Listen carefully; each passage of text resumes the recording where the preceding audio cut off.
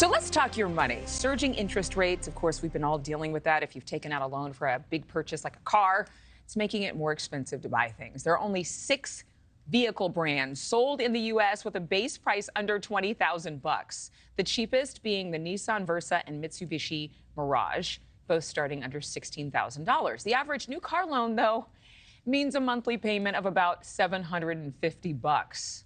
That's nutty to me, with 9.5% interest. I didn't make those numbers up. That's according to Cox Automotive. Of course, delinquent car payments are going to also become more common if people can't afford those payments. Let's bring in NewsNation business contributor Gary B. Smith. Gary, listen, I want to talk about new cars in a second, but let's give people some good news. I was just on Facebook Marketplace looking for something totally different, and I noticed a lot of used cars. And I mean, there are deals to be had that were impossible a year and a half ago. So good news is used car prices are dropping.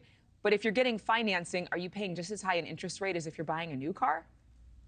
Gosh, let's see, what a used car loan is now like 13%. New car is 9%. Oh. It's hard to afford a used car. 13%. Gary, that's a travesty. That's horrible. Okay, I thought I was giving good news.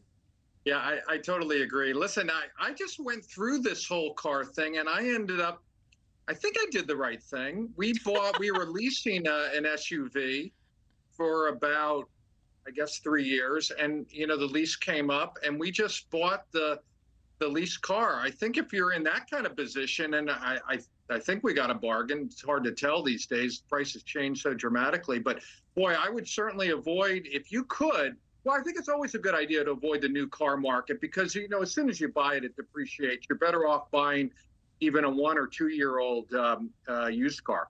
Well, again, those prices are up.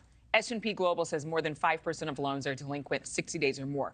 Is that bad? Because I was thinking, wow, I would think there'd be more people delinquent than that.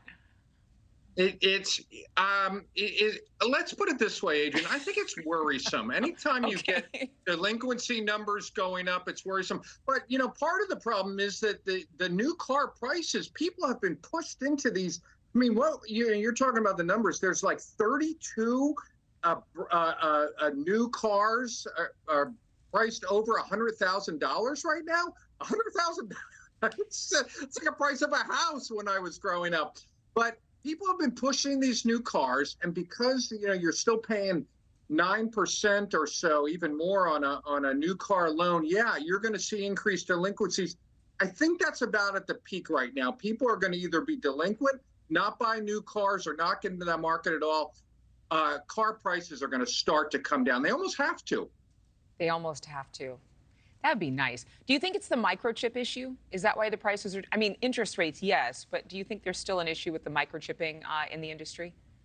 Yeah, well, I think that started everything. There was such a supply gridlock, if you will, and then car makers do what kind of the free market is going to ask them to do. They said, well, we can only make, you know, half as many cars, just make up a number, as we used to. We're going to push the manufacturing into the more expensive cars where you have the biggest margin. What the Nissan cut, I don't know if it was the Versa, but they cut production of their cheapest car like 78%. They're going to push people into the more expensive cars. So it makes sense. Again, that has got to shift as people like me, maybe people like you, say, I'm not buying a new car at $80,000. I'm going to wait for something less expensive. I don't know, Gary. I would like an $80,000 car if anybody's listening, but I'll go on Facebook Marketplace.